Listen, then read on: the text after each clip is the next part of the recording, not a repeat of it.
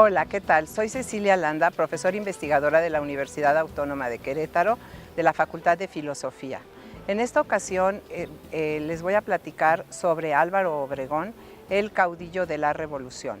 Él formó parte del grupo Sonora Sinaloa por su origen. Él nació en el estado de Sonora. Él fue un hombre muy interesante en todos sentidos. Tenía una memoria privilegiada y eso es uno de los aspectos que sus biógrafos han llamado mucho la atención. Él jugaba mucho a las cartas, era muy hábil en ese tema precisamente por su gran habilidad para poder aprenderse de memoria todas las cartas que estaban en la mesa y por lo tanto era un gran jugador y un buen jugador. Asimismo tenía la capacidad de leer un libro y aprenderse absolutamente todo lo que en ese libro venía. Esto le permitió convertirse en un estratega militar muy importante. Él realmente nunca había estado al frente de un ejército. Sin embargo, cuando estalló la revolución, en 1915 va a formar un ejército muy importante de indios yaquis. Esta etnia había sufrido muchísimo durante la época del Porfiriato y desde la aplicación de la Ley Lerdo en 1856. Ellos se habían levantado en armas en contra de la desposesión de sus tierras y de la extinción de la propiedad comunal. Entonces, Álvaro Obregón tuvo la capacidad de hacer suyas sus demandas e incorporarlos en su ejército.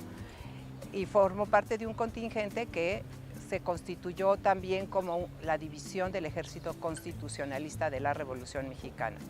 Al triunfo de la Revolución, Álvaro Obregón se va a enemistar con Venustiano Carranza porque él se consideraba el líder que había permitido el triunfo de Carranza en esta contienda civil.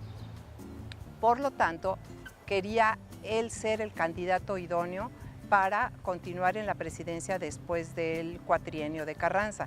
Sin embargo, Carranza tenía otros planes y escogió a un candidato civil que va a desplazar a Álvaro Obregón. Por lo tanto, Álvaro Obregón se va a levantar en armas con el golpe de Agua Prieta, que va a concluir con la muerte de Venustiano Carranza. Una vez Álvaro Obregón ya en el poder, va a empezar a llevar a cabo la práctica del proyecto constitucional plasmado en la Constitución de 1917. Uno de sus aspectos fundamentales va a ser el proceso de institucionalización militar que años más tarde va a continuar Plutarco Elías Calles.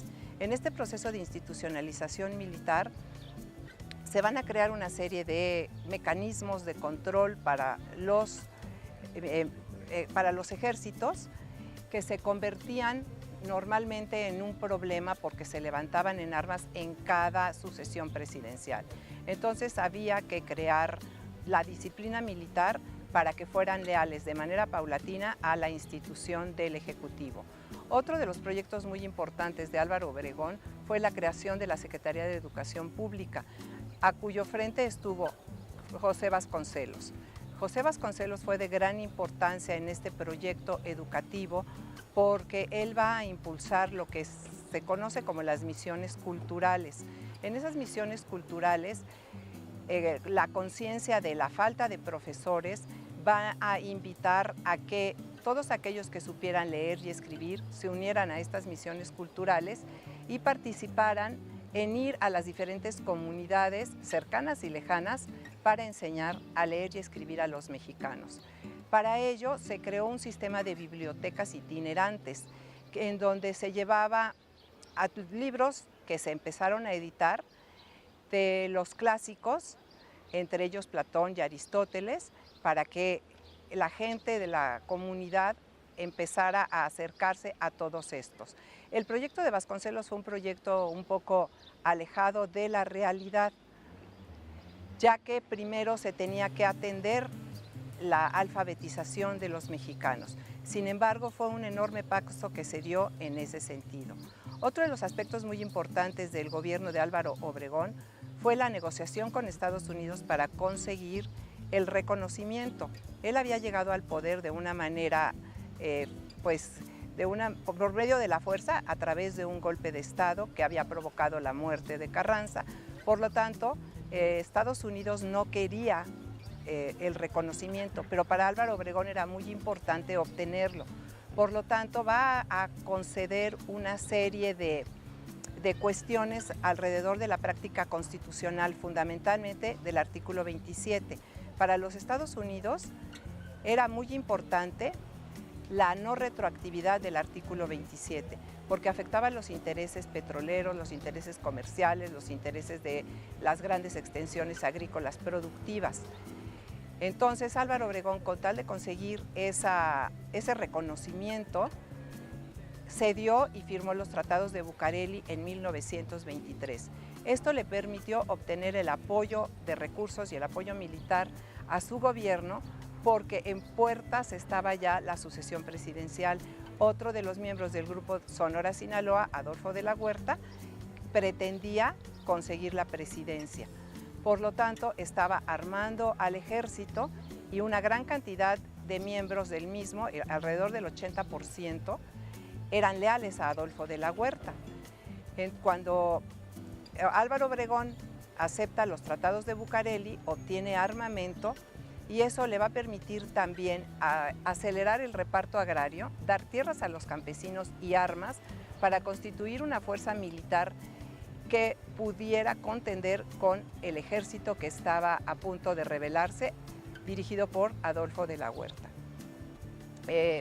Para Álvaro Obregón fue muy importante este reconocimiento, combatir la rebelión de Adolfo de la Huerta, y gracias a esta política que llevó a cabo, va a tener que echar marcha atrás a su compromiso, que lo había distinguido como ser el caudillo de la revolución con mayúscula, porque había liderado grandes grupos del ejército, de gente procedente de diversos estratos sociales, entre ellos los yaquis, como ya lo mencionamos.